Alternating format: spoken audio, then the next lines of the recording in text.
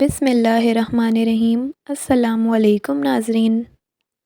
اللہ تعالیٰ کے دربار میں انسان کا معافی مانگنا بہت ہی پسندیدہ اور محبوب عمل ہے۔ کسی کے اعتراف قصور پر اس کو معاف کر دینا اور معاف کر کے خوش ہونا، یہ فطرت انسانی میں بھی شامل ہے۔ آپ کہیں بھی اس کو دیکھ لیں، استاد شاگرد کے درمیان، میاں بیوی کے درمیان، حاکم محکوم وغیرہ کے درمیان کئی مراحل میں اس جذبے کا ضرور ظہور ہوتا ہے۔ مثلاً کتنا ہی استاد کو غصہ آئے، کیسا ہی شاگرد کن ذہن ہو، لیکن شاگرد صرف یہ کہہ دے کہ غلطی ہو گئی، آئندہ نہیں کروں گا، تو فوراً استاد کا غصہ ٹھنڈا ہو جائے گا۔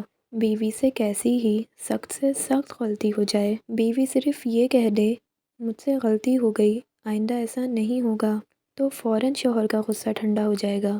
حاکم کتنا ہی سخت دل ہو، لیکن جب محکوم کہہ دے میں اقراری مجرم ہوں، معافی چاہتا ہوں، پھر دیکھیے رحم و درگزر کا کیسا معاملہ اس مجرم کے ساتھ کیا جاتا ہے۔ فطرت کے اسی قانون کے تحت بندہ اپنے خدا کے ہاں اپنے ہر جرم کی معافی کا بھکاری ہو اور اپنے جرم کو جرم سمجھے۔ صرف یہی نہیں بلکہ اپنی نیکی کو بھی جرم سمجھے کہ یہ ان کا کرم ہوگا کہ میری نیکی کو بھی قبول فرما لیں، ورنہ میں اور میری نیکی اگر اس نیکی پر پکڑ نہ ہو تو بھی ان کا کرم ہوگا۔ لہٰذا بندے کا یوں معافی مانگنا اللہ تعالیٰ کو بہت ہی پسند ہے۔ اسی لیے اللہ تعالیٰ نے آخری نبی صلی اللہ علیہ وآلہ وسلم کو اپنے فرائض ادا کرنے کے بعد حکم فرمایا کہ اپنے رب کی تسبیح بیان کیجیے اور استغفار کیجیے۔ چنانچہ ارشاد باری تعالیٰ ہے، ترجمہ: تو آپ اپنے رب کی پاکی اور تعریف بیان کیجیے اور اس سے مغفرت کی درخواست کیجیے، بے شک وہ بڑا توبہ قبول فرمانے والا ہے۔ اسی طرح اپنے مخلص بندوں کی صفات کے بارے میں فرمایا، وہ رات بھر عبادت کرنے کے باوجود آخر میں اپنی عبادت پر فخر کرنے کے بجائے معافی مانگتے ہیں۔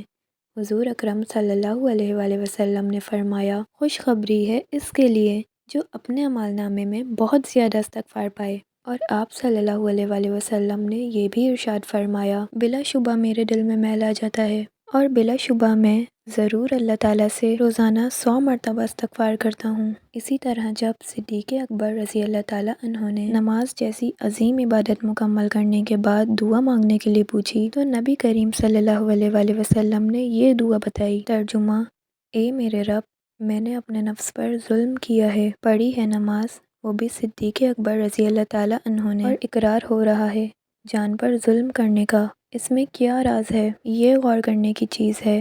بات یہ ہے کہ اللہ تعالیٰ کی بارگاہ بہت بلند ہے، اس کے شایان شان کسی سے عبادت ہو ہی نہیں سکتی۔ عبادت میں جو کوتاہی رہ جائے استغفار سے اس کی تلافی ہو جاتی ہے۔ اسی لیے آپ صلی اللہ علیہ وآلہ وسلم نے نماز کے بعد مغفرت طلب کرنے کی تعلیم فرمائی۔ حضور صلی اللہ علیہ وآلہ وسلم بھی نماز کے بعد استغفار فرمایا کرتے تھے، اور قرآن مجید میں بھی حج جیسی عظیم عبادت کرنے کے بعد اور عرفات کے میدان میں خوب مانگ مانگ کر واپس ہونے کے بعد استغفار کا حکم ہے۔ صحیح طریقہ یہ ہے کہ عبادت کرتے رہیں اور استغفار کرتے رہیں۔ گناہ ہو جانے پر تو سب ہی توبہ استغفار کرتے ہیں، لیکن اللہ کے خاص بندے نیکی کر کے بھی استغفار کرتے ہیں۔ حضرت ابن عباس رضی اللہ تعالیٰ عنہ سے روایت ہے کہ حضور اکرم صلی اللہ علیہ وآلہ وسلم نے ارشاد فرمایا، جو شخص استغفار میں لگا رہے اللہ تعالیٰ اس کے لیے ہر دشواری سے نکلنے کے راستے پیدا فرمائیں گے اور ہر تنگی اور فکر میں کشادگی دیں گے، اور اس کو ایسی جگہ سے رزق دیں گے جہاں سے اس کو وہم و گمان بھی نہ ہوگا۔